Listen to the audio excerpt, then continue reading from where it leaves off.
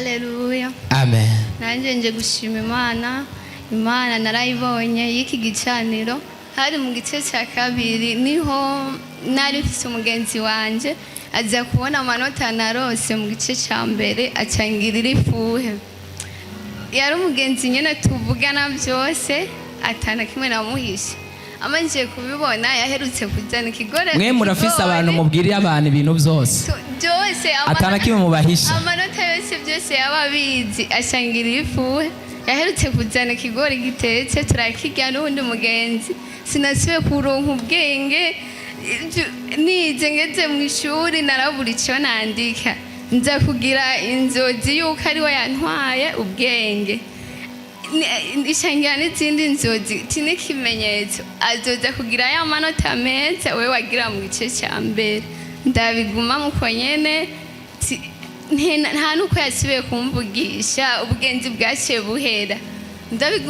ndabigumye uko nyene igice cya gatatu tubwiwe amanota y'igice cya kabiri ndamwikundanisha ko mpaka amenya amanota arose nsanga ni yayandi yiwanje nari mfise mu gice cya mbere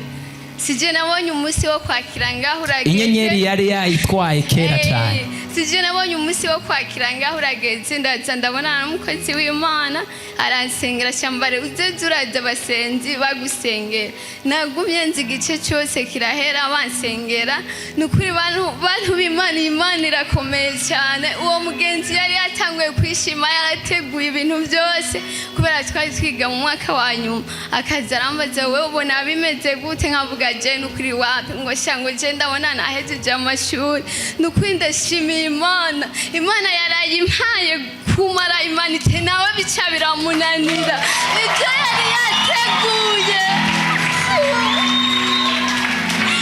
nacyo norangano Imana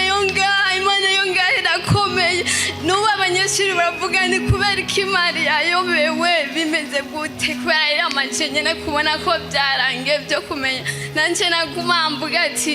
nta kundi nizeye Imana yongaha nabo muhira barambaza nkavuga ati hari cyangwa umukozi w'Imana yari yatubwiye ati abazi ibyo muze mubabwiye ati nimurindire gatoya nanje nababwiye ati nimurindire gatoya kubera nari nizeye Imana y'igicaniro cya repentance Imana y'igicaniro cya repentance irakomeye niho bukeye cyane hepfo n'uwo mugenzi ngo hashya warayohejeje ngo jewe ngo byanani ngo je ngo kandi ngo sinzosubira kwiga gatatu ngo ndabiheze nashiye nkumpa telefone ati wari wabuze abo wasamako ti umwana wo kwantare wari wabuze abo wasamako kweli nukuri ndashimiye Imana yo mwijuru ndashimiye umukozi w'Imana Imana imuha amavuta imuhe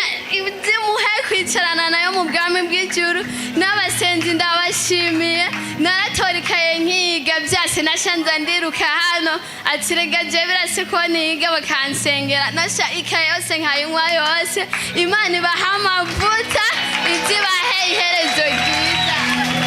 komera Imana amashyi menshi cyane haleluya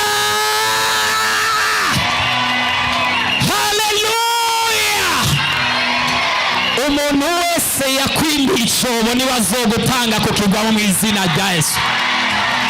umuntu wese yibye inyenyeri yawe uzokwaka iwawe yiwe uhindukire ikanganyoni mu izina rya Yesu ntawotera haleluya oh my goodness